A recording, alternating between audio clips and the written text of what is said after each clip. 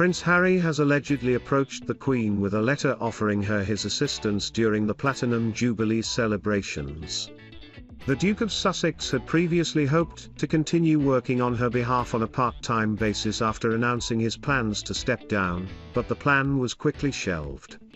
Royal expert Neil Sean suggested the Duke may be planning a solo return after he and Meghan Markle decided not to return to the UK for the Christmas celebration. Mr. Sean told his YouTube followers, "Prince Harry has some yearnings to return, yes, but in fact some beyond just yearnings." According to a good source, Prince Harry basically decided that he wanted to offer his assistance. This could mean a solo return. As we all know, Her Glorious Majesty, the Queen recently suffered some slight ill health, all back and up and running, but of course she's got a big year next year with her Platinum Jubilee and their TMS going to be a lot of demands on her. I don't really know how they're going to get around that, because so many people will truly want to see her up and down this wonderful country of ours, the United Kingdom, Scotland, Ireland, and Wales. Mr. Sean continued, "They'd love it if she could even make some trips outside the United Kingdom. Can't see it myself, I'm seeing a lot of pre-recorded videos and big screens and stuff like that, but this is where it got interesting, because according to the very good source, Prince Harry has expressively written to Her Majesty the Queen offering his services in any way that he can, if they're TMS, anything he can do to alleviate the problem of any pressure that she may be under. Very good move." Buckingham Palace refused to comment. The royal family is said to be very excited for the Queen TMS Platinum Jubilee, with the Duke and Duchess of Cambridge expected to front part of the celebrations by attending various official engagements for the 4-day weekend themselves. Joe Little, managing editor of Majesty magazine, said, "The Platinum Jubilee program will reflect her age, although the palace won't say as much, and other people will be doing engagements on her behalf. We know she won't go to the Commonwealth or do any tours, but how much she does in the UK will be interesting to see." In addition to senior members of the family, Louise could also play an important role at the Queen TMS Platinum Jubilee next year. The great bond between Her Majesty and Lady Louise is well known, with some experts suggesting she is Her Majesty's favourite grandchild. During the summer holidays, Lady Louise also took the role of a helper by offering support to her cousin, Prince William, by babysitting his 3 children. She was reported to have formed a particularly close bond with Princess Charlotte, helping her learn how to draw. Prince William wanted his wife Kate, the Duchess of Cambridge, to be titled as Princess Catherine rather than Duchess. Expert Kenneth Rose noted commoners are traditionally not allowed to receive the title princess as they are not a natural-born connection to the Queen. Exceptions have been made for Prince William TM's late mother, Princess Diana, who took on the title as the wife of the Prince of Wales, and Her Majesty's aunt-in-law, Princess Alice, due to her long service to the Crown. Prince William and Kate Middleton are officially known as the Duke and Duchess of Cambridge. But according to reports unearthed by Only publication The List, Prince William previously wanted his wife to hold a different title. Narrator Christine Leewag Dixon, instead of having his wife referred to as the Duchess of Cambridge, William reportedly hoped that Kate would be addressed as Princess Catherine. However, royal protocol stopped that from happening.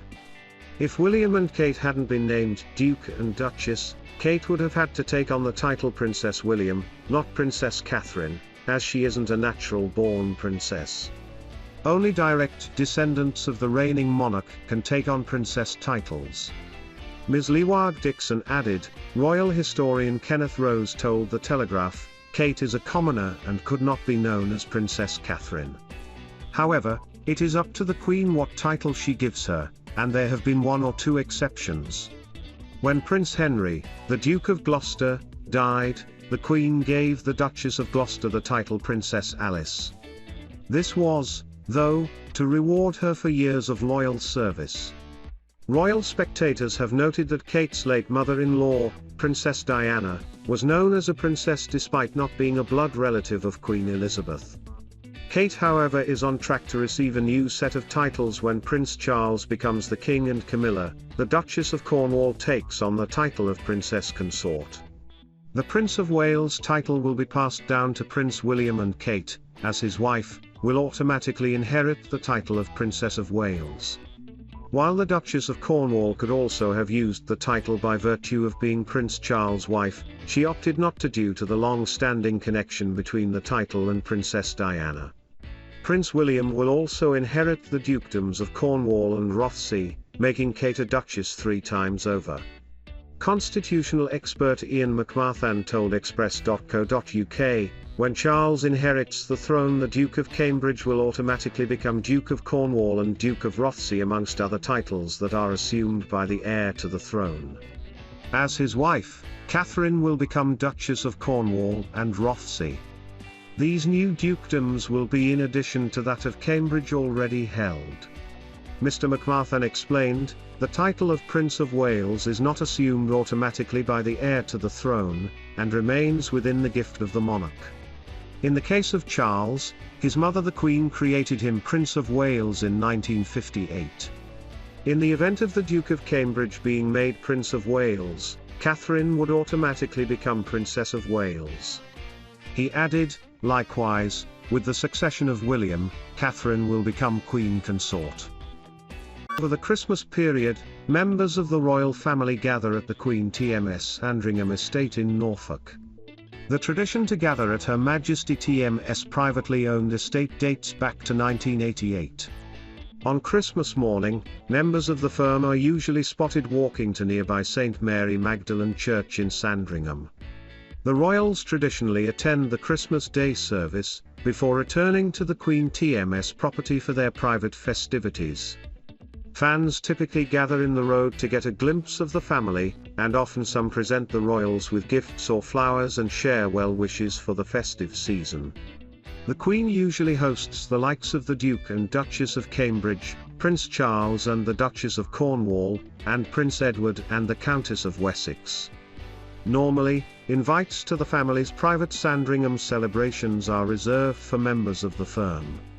This means that traditionally partners have to wait until they are married into the royal family before they can attend. However, despite not officially being part of the family at the time he and Beatrice didn't marry until 2020, Edoardo Mopelli Mozzi was granted the rare privilege of joining in for the Christmas celebrations in 2019. It is only the second time Her Majesty had allowed a non-royal to join the annual festive gathering. In 2017, the tradition was also scrapped after Prince Harry invited his bride-to-be Meghan Markle to join the royals. This action paved the way for Beatrice to do the same with Edo. Meghan spent 3 days with the royals for the festivities, while her own family were in America. While the Duchess of Cambridge and Mike Tindall had to wait until they had wed their respective spouses before being allowed to attend the celebrations.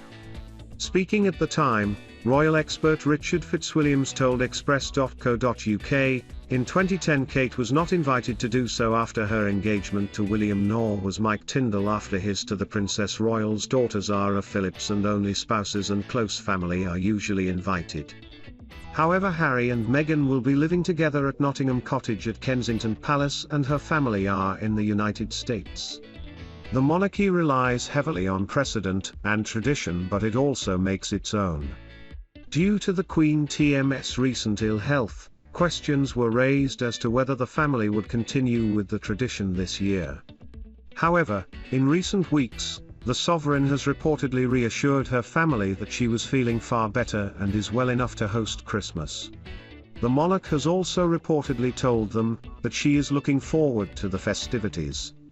Her Majesty was forced to pull out of an appearance at a Remembrance Sunday service after spraining her back, and prior to this, she had spent her first night in hospital in 8 years. This Christmas marks the first for Beatrice and Edo with their first baby Sienna, who was born in September.